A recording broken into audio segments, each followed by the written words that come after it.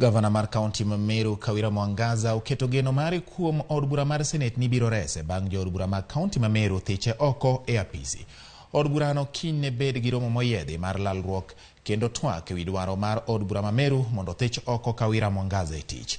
Riwruok mar gavanas to kwayo Senate mondo mi otim nonro makare ma ok bin nindo nyakonchiel ewi wachno. Bang' thiche oko mar apisi gi MCAs ma kaunti ma Meru, Gavana Kawira Mwangaza koro geno ni nitiere lwet senators machako twak margi odiochieng' makiny ewi ka bende MCAs go ni kod neno moromo mar thicho oko gavana e kom.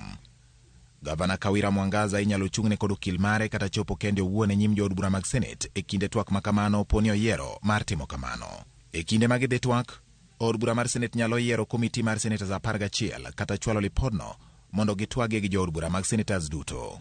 Poni giyiero komiti mar senators 11, komiti no biro nono matut lipot ma ochwal kod MCAs ma Meru kendo chwalo lipodgi e wigi mag yudo.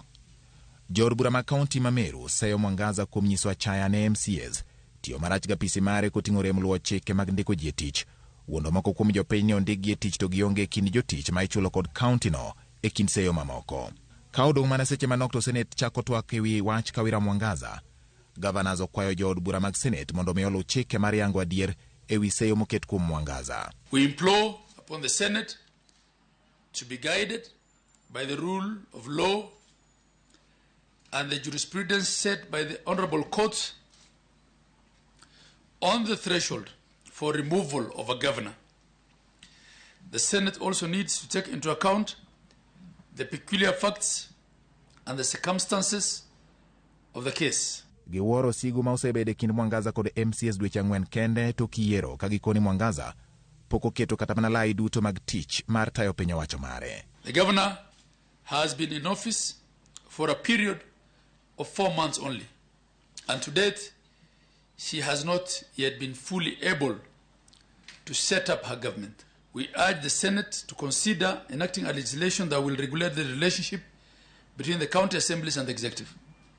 The law should also provide for timelines within which an impeachment motion can be introduced in the assemblies that mirrors the procedure for recall under the Elections Act. E kinde romo mane gibago gavana mar kaunti ma Homa Bay Gladys Wanga, dwaro mondo ket chik ma yango ndalo ma gavanas nyaka tieki apisi kapok MCAs ochwalo dwaro mora mora mar thicho gi oko mana kako ketne jood bura.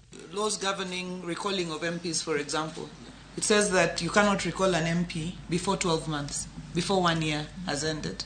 And you can't also recall an MP in the last 1 year to election. So you have just the 3 years in between. So this is what we're also saying as governors.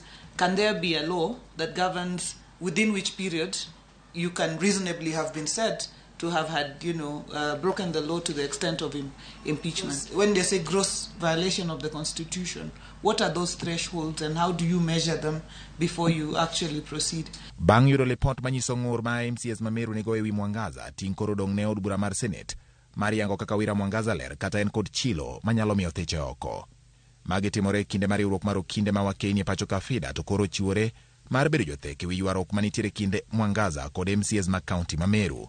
E ote mare, tend FIDA oyango midhiero ma osebede kind kweth ariyogo kendo yango ni ber mondo mi duok winjruok e yor thek.